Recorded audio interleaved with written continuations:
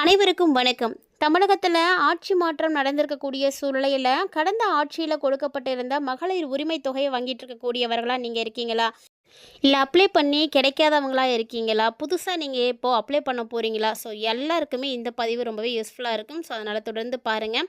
மகளிருடைய உரிமை தொகை வாங்குறதுக்கு முக்கியமாக ஒரு சில விஷயங்களானது தேவைப்படும். அது என்ன அப்படின்றது தான் இந்த பதிவில் நம்ம சொல்லியிருக்கோம். அதை நீங்கள் தொடர்ந்து பார்த்தீங்க அப்படின்னா கண்டிப்பாக தெரிஞ்சுக்கலாம்.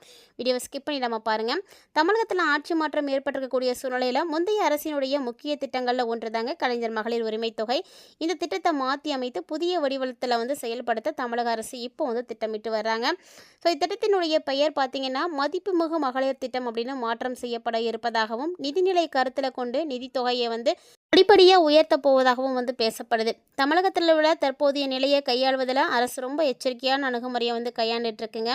இது குறித்து பேசிய அரசு பிரதிநிதி ஒருவர் முதற்கட்டமாக தற்போது மாத தவணையாக 1000 என்பதை 1500 உயர்த்த ஆலோசிக்கப்பட்டு வருது. ஸோ நடந்து முடிந்திருக்கக்கூடிய சட்டசபை தேர்தலின் பொழுது அனைத்து குடும்ப தலைவர்களுக்குமே மாதந்தோறும் 2500 நிதியுதவி வழங்கப்படும் அப்படின்னு சொல்லியிருந்தாரு. ஸோ தற்போதைய ஆளும் கட்சியான தமிழக வெற்றி கழகம் தன்னுடைய தேர்தல் அறிக்கையில் குறிப்பிட்டிருந்தாங்க இல்லையா, அது இப்போது 60 வயது இருக்கக்கூடிய தகுதியான அனைத்து பெண்களுக்குமே இந்த தொகை வழங்கப்படும் அப்படின்னு அறிவிக்கப்பட்டிருக்கு. அதாவது இந்த திட்டத்தின் கீழே பார்த்தீங்கன்னா சுமார் 1.3 கோடி பெண்கள் பயன்பெற்றுட்டு இருக்காங்க. இதற்கு ஆண்டுக்கு பார்த்தீங்கன்னா 15,600 கோடி அரசுக்கு செலவாகிட்டு இருக்கு. இப்போ திட்டமிட்டபடி பயனாளிகளுக்கு ஒவ்வொருத்தருக்கும் பார்த்தீங்கன்னா 500 ரூபா உயர்த்தி கொடுத்தோம், 1500 கொடுத்தோம் அப்படின்னா ஆண்டுக்கு பார்த்தீங்கன்னா மொத்த நிதி ஒதுக்கீடு 23,400 கோடியாக உயரும். இது அரசுக்கு கூடுதல் நிதி சுமையை ஏற்படுத்தும். அப்படின்றதுனால தான் படிப்படியாக தொகையை உயர்த்துறதுக்கான எல்லா விதமான விஷயங்களையும் செயல்படுத்திட்டு இருக்காங்க. அரசுக்கு கூடுதலாக நிதி சுமையை ஏற்படுத்தும் அப்படின்றதுனால மட்டும்தான் இந்த ஒரு செயல்பாடானது இப்போ நடந்துட்டுருக்கு. அது மட்டும் இல்லைங்க, தீவிரமாக 60 வயசுக்கு மேலே இருக்கக்கூடியவங்களுடைய கணக்கெடுப்பானது பணி தொடங்கி இருக்குது அப்படின்னே சொல்லணும். தமிழ்நாடு மாநில திட்டக்குழுவினர் பரிந்துரையின் பேரில் நடத்தப்பட்ட ஆய்வில் தற்போது பயனாளிகளில் 15% பேர் பார்த்திங்கன்னா 60 வயதுக்கு மேலே இருக்கக்கூடிய மூத்த குடிமக்களாக தான் இருக்காங்க அப்படின்றது தெரிய வந்திருக்கு. ஸோ புதிய திட்டத்தினுடைய விதிகளின்படி 60 வயது வரம்பை அரசு தீவிரமாக பின்பற்றினாங்க அப்படின்னா இப்போ பயன்பெறக்கூடிய மூத்த குடிமக்களில் சுமார் 19.5 லட்சம் பேர் பார்த்திங்கன்னா புதிய இடத்துக்கு வந்துடுவாங்க. அதாவது புதிய மதிப்புமிகு மகளிர் திட்டத்தில் இருந்து விடுபடுறதுக்கான வாய்ப்பு இருக்குது.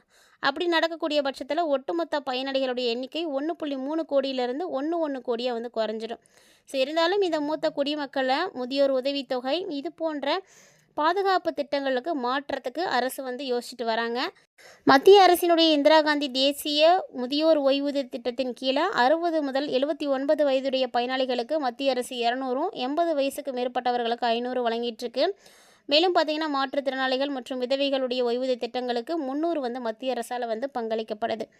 ஸோ இப்போ பார்த்தீங்கன்னா மார்ச் 2025 நிலவரப்படி தமிழகத்தில் ஒட்டுமொத்தமாக சுமார் 34.3 லட்சம் பேர் பார்த்திங்கன்னா பல்வேறு சமூக பாதுகாப்பு ஓய்வூதிய திட்டங்கள் கீழே பயன்பெற்றுட்ருக்காங்க.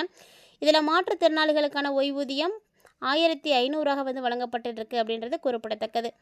இந்த சூழ்நிலையில் பார்த்தீங்கன்னா இதைத் தொடர்ந்து இன்னும் ஒரு சில மாதங்களிலேயே ஆளுநர் உரை மற்றும் புதிய பட்ஜெட் கூட்டத்தொடரை ஒன்றாக கூட்டுறதுக்கு அரசு திட்டமிட்டுருக்கு. ஸோ கூட்டத்தொடரில் பார்த்தீங்கன்னா மதிப்புமிகு மகளிர் திட்டம் குறித்து அதிகாரப்பூர்வமான அறிவிப்புகள் வரும் அப்படின்னு எதிர்பார்க்கப்படலாம். ஸோ அதற்கான நிதி ஒதுக்கீடுகள் வெளியாகும் அப்படின்னு எதிர்பார்க்கப்படுதுங்க.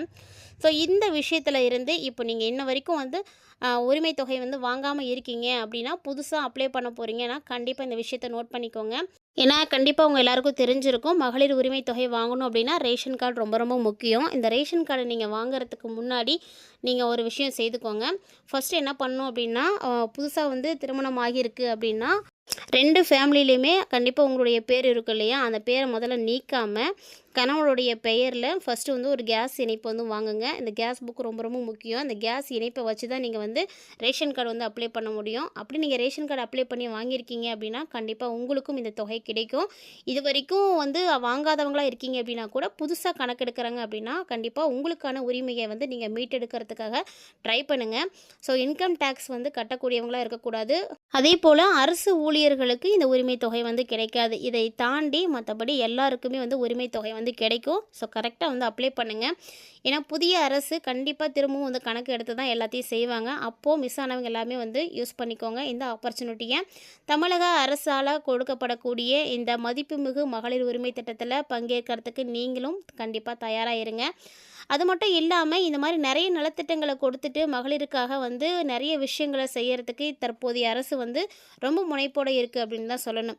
இருந்தாலுமே கூட முதல்வராக பதவியேற்ற உடனே பார்த்திங்கன்னா அதிரடியாக நிறைய ஆக்ஷன்ஸில் வந்து விஜய் அவர்கள் வந்து இறங்கியிருக்காரு. ஸோ நம்முடைய முதலமைச்சராக களமிறங்கியிருக்கக்கூடிய சிஎம் விஜய் அவர்கள் நிறைய விஷயங்களை செய்துட்ருக்காரு. அதில் குறிப்பிடத்தக்க ஒன்று தாங்க, முதல்ல வந்து செஞ்சதே வந்து போதைப்பொருள் ஒழிப்பு தான்.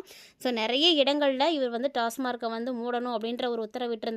கோவில்கள், பள்ளிகள், பொதுமக்கள் அதிகமாக கூடக்கூடிய இடங்கள், இந்த மாதிரி இடங்களில் இருக்கக்கூடிய எல்லா விதமான மதுபான கடைகளையுமே வந்து அகற்றத்துக்கு உத்தரவிட்டிருக்காரு. ஸோ அதே மாதிரி இப்போ இன்னொரு ஆக்ஷனும் வந்து எடுத்திருக்காரு. அது என்ன அப்படின்னா, டாஸ்மாக் கடைகளில் 10 மணிக்கு மேலே கண்டிப்பாக இயங்கக்கூடாது அப்படின்ற ஒரு உத்தரவிட்டிருக்காங்க. கண்டிப்பாக அதையும் மீறி நீங்கள் வச்சுருந்தீங்க அப்படின்னா அதற்கான எல்லா விதமான ஆக்ஷனும் எடுக்கப்படும் அப்படின்ற ஒரு உத்தரவு கொடுத்துருக்காரு. ஸோ இதனால் பார்த்தீங்கன்னா 10 மணிக்கு மேலே கண்டிப்பாக டாஸ்மாக் வந்து இயங்காது அப்படின்றது தெளிவாக தெரியுது.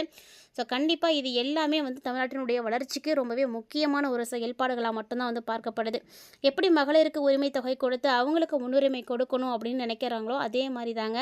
ஸோ எல்லாருடைய வாழ்க்கையும் வந்து நல்லபடியாக இருக்கணும், இளைஞர்கள் வந்து குறிப்பாக பாதிப்படையக்கூடாது, நிறைய போதைப் பொருட்களுக்கு அடிமையாகக்கூடாது அப்படின்ற ஒரு சின்ன சின்ன விஷயங்களில் மாற்றங்களை செய்தாலே போதும், தமிழகம் கண்டிப்பாக ஒரு வளர்ச்சி பெறும். இது மாதிரி நிறைய விஷயங்கள் அவர் வந்து செய்துட்ருக்காரு. இதுக்காக போலீஸ் எல்லாத்தையுமே மஃப்டியில் வந்து நைட்டில் வந்து ரோந்து போகிறதுக்காக அரசாணை விட்டுருக்காரு. அதே போல் கள்ளச்சந்தையில் மது விற்கிறத வந்து கண்டிப்பாக வந்து தடுக்கணும் அப்படின்னு முதல்வர் விஜய் பார்த்திங்கன்னா முனைப்பு காட்டிகிட்ருக்காரு. அதுக்கேற்ற மாதிரி திருவொற்றியூரில் காவல் நிலைய எல்லைக்குள்ளே கள்ளச்சந்தையில் மது விற்பனையை தடுக்கிறதுக்கு தவறிய காவல் ஆய்வாளர்கள் மோகன்தாஸை பணியிட நீக்கமும் வந்து செய்திருக்காரு. சென்னையில் அதே மாதிரி காவல் ஆய்வாளர் இப்படி சஸ்பெண்ட் செய்வது வழக்கத்துக்கு மாறாவே வந்து இருக்குது அப்படின்னே சொல்லணும். தமிழ்நாட்டில் டாஸ்மாக் மதுபான கடைகள் 10 மணி வரை மட்டும்தான் இயங்கணும், அதுக்கு மேலே கண்டிப்பாக கடை இயங்கக்கூடாது அப்படின்னு சொல்லியிருக்காங்க. ஸோ அதுக்கு பின்னாடி கடைகளில் கள்ளத்தனமாக மது விற்பனை வந்து நடந்துட்டு இருந்ததால் விஜய் வந்து இதை தடுக்கிறதுக்காக அறிவுறுத்தியிருக்காரு. ஸோ தமிழ்நாட்டில் கள்ளச்சந்தையில் மது விற்கப்படுறதை தடுக்கக்கூடிய வகையில் ஒவ்வொரு மண்டலத்திலுமே 24 மணி நேரமே வந்து போலீஸ் வந்து பணியில் வந்து இருக்கணும் அப்படின்னு வந்து அறிவுறுத்தியிருக்காரு. ஸோ சட்டவிரோதமாக மது விற்கக்கூடிய நபர்களை கண்டிப்பாக வந்து கண்காணிக்க போலீஸ் பார்த்திங்கன்னா மஃப்டியில் வந்து ரோந்து போகணும் அப்படின்னு உத்தரவிட்டிருக்காரு. இரவு 10 மணிக்கு மேலே எந்த பார் மூடப்படாமல் இருக்குதோ அந்த படத்தை புகைப்படம் எடுத்து அதிகாரிகளுக்கு கண்டிப்பாக அனுப்பணும் அப்படின்னு அறிவுறுத்தப்பட்டிருக்கு. இதே போல் 10 மணிக்கு மேலே யார் இருந்தாலும் பாரை விட்டு வெளியே அனுப்பணும் அப்படின்னும் தெரிவிக்கப்பட்டிருக்கு. ஸோ இதை டாஸ்மாக் ஊழியர்கள் மற்றும் காவல்துறையினர் வந்து நடைமுறைப்படுத்துவாங்களா அப்படின்றது கண்டிப்பாக மிகப்பெரிய கேள்விக்குறி தான். சாமானிய மக்கள் வந்து இதை வந்து மிகப்பெரிய ஒரு எதிர்பார்ப்பாகவே வந்து வச்சுருக்காங்க. பொறுத்திருந்து பார்க்கலாம் இவருடைய நடவடிக்கைகள் எந்த அளவுக்கு மாற்றத்தை கொண்டு வரப்போகுது அப்படின்றத. தமிழகத்தை ஒரு வளர்ச்சி பெற்ற மாநிலமாக மாற்றத்துக்கு இவர் காட்டி வரக்கூடிய முனைப்பு எல்லார் மத்தியிலுமே வரவேற்கத்தக்கதாக இருக்குது. ஸோ நீங்கள் இந்த செயல்பாடுகளை பற்றி என்ன நினைக்கிறீங்க அப்படின்றத மறக்காமல் வந்து கமெண்ட் பாக்ஸில் வந்து கமெண்ட் பண்ணுங்கள். அது மட்டும் இல்லாமல் இது மாதிரியான அரசியல் அப்டேட்ஸ் எல்லாம் நீங்கள் உடனுக்குடன் பார்த்து தெரிஞ்சுக்கணும்னு நினச்சிங்கன்னா நம்ம சேனலை சப்ஸ்கிரைப் பண்ணிட்டு ஃபாலோ பண்ணிக்கோங்க.